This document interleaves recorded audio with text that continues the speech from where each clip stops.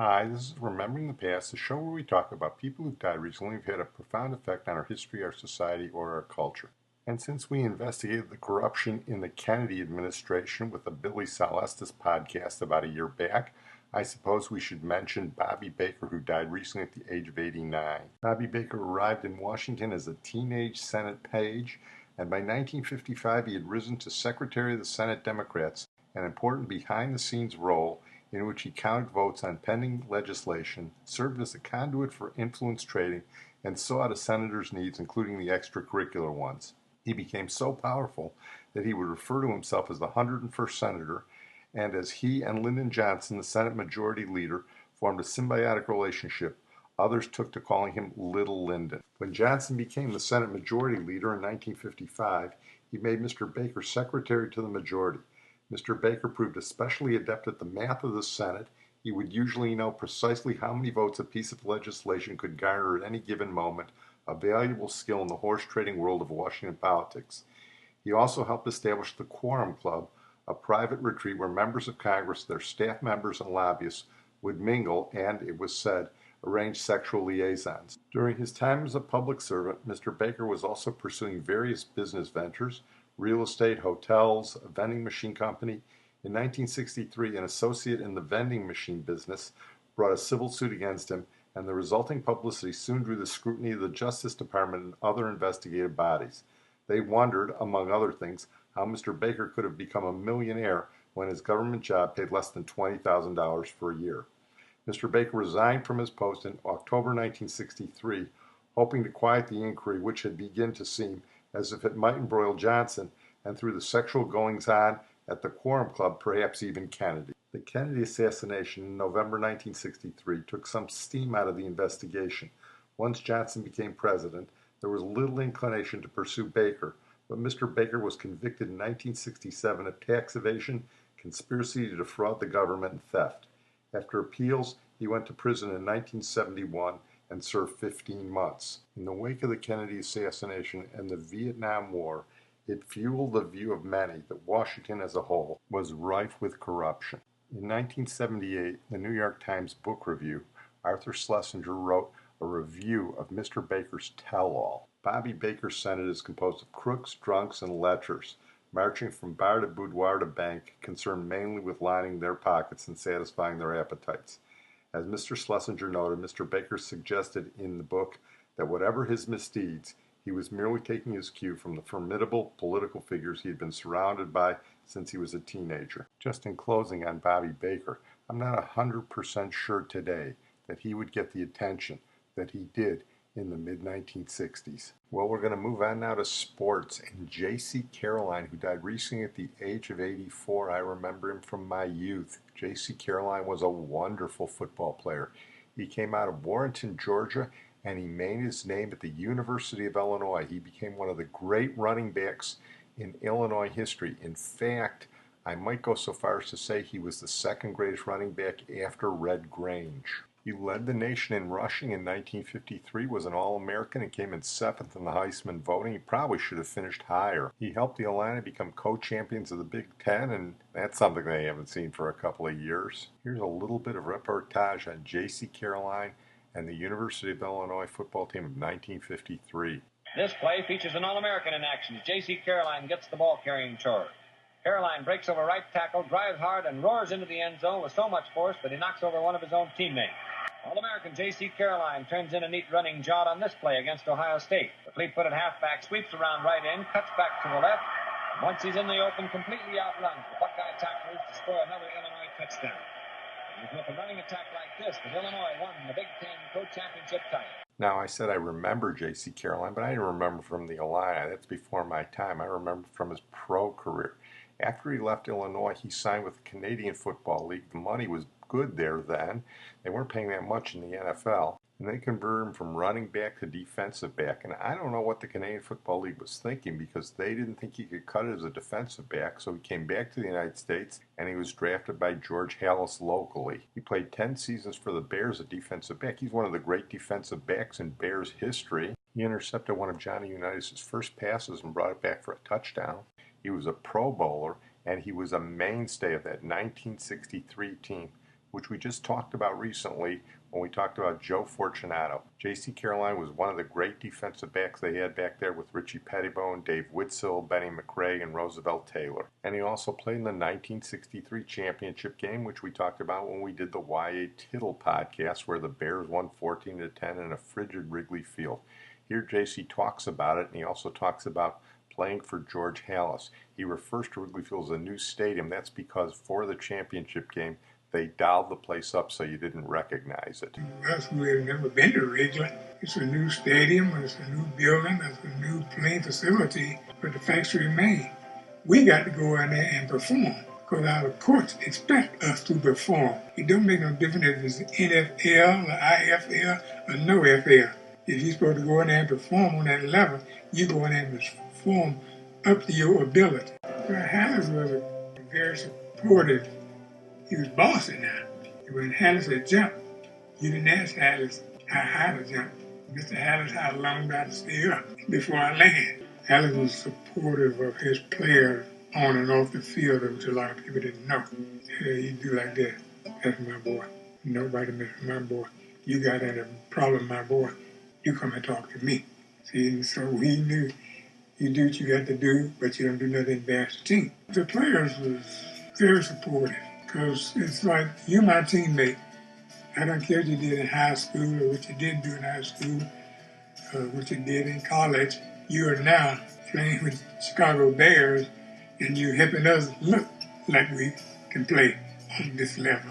We talked about it when we did the Doug Atkins podcast. There's no middle ground with George Halas. You either loved him or you hated him. J.C. was one of the guys who loved him. I might also mention that J.C. Caroline's character was in the movie Brian's Song, starring James Caan and Billy D. Williams. And the interesting thing is that J.C. was played by Bernie Casey, whose podcast we just did about a month ago. Well, we're going to move on to our feature now, Mel Tillis, who died recently at the age of 85, and we're going to explore his songs, and one song especially. Mel Tillis was one of the greatest country music artists of his generation. He was known for his great voice, his songwriting, and his stutter. And he used to make fun of his stutter. He told jokes about it. That's how he conquered it. Ironically, he only stuttered when he talked, not when he sang. Coming up the alleyway there, I was in cog. I had on my darks, and I had on a little hat. And I was in cog, and a lady spied me anyway. I guess the lips must have given me away. But boy, here she comes. She said, "Oh, Mel Tillis, Mel Tillis, Mel Tillis." And I said, "What did it? What did it? What did it?"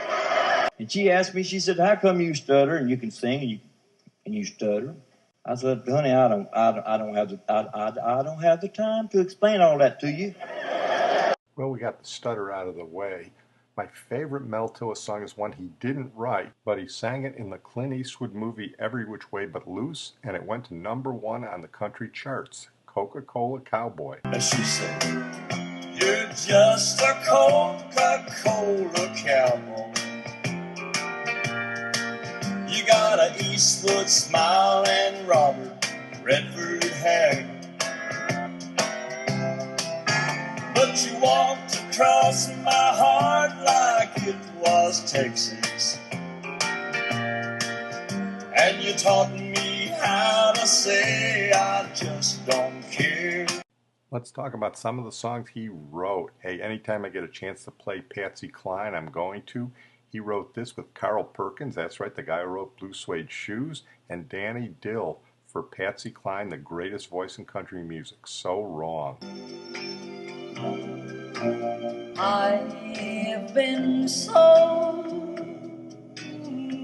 wrong for so long. Thought I could live without the love that you give.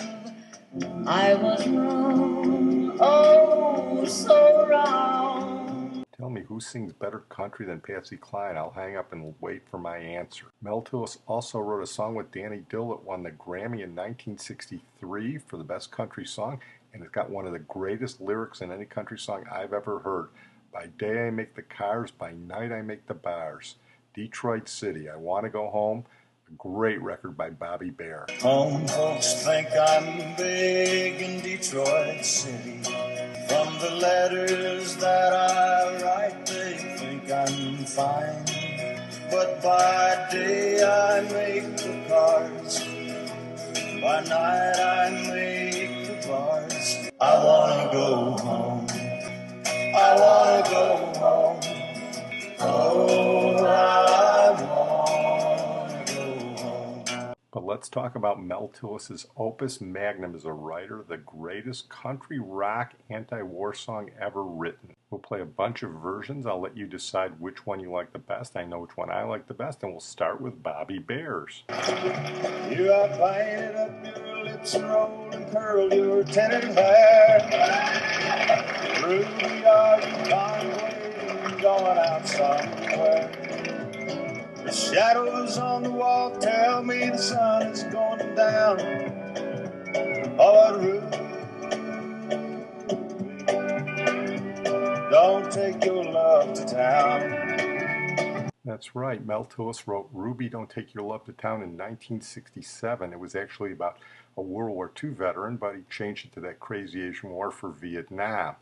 Tom T. Hall told him it would never be a hit. Of course, everybody is familiar with the version by Kenny Rogers in the first edition in 1969. Kenny was making a good career move by moving out of rock and into more country, and he sort of proved Tom T. Hall wrong because it sold over 1 million copies in less than a year. You've painted up your lips and rolled and curled your tinted hair. Ruby, are you contemplating going out somewhere? The shadow on the wall tells me the sun is going down. Oh, Ruby,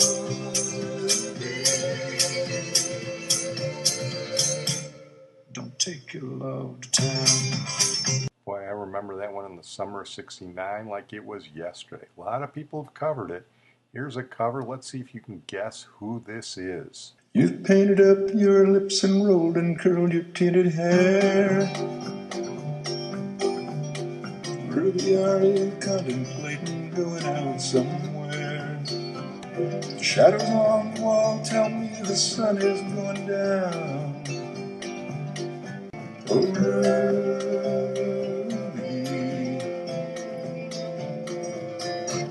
don't take your love to town.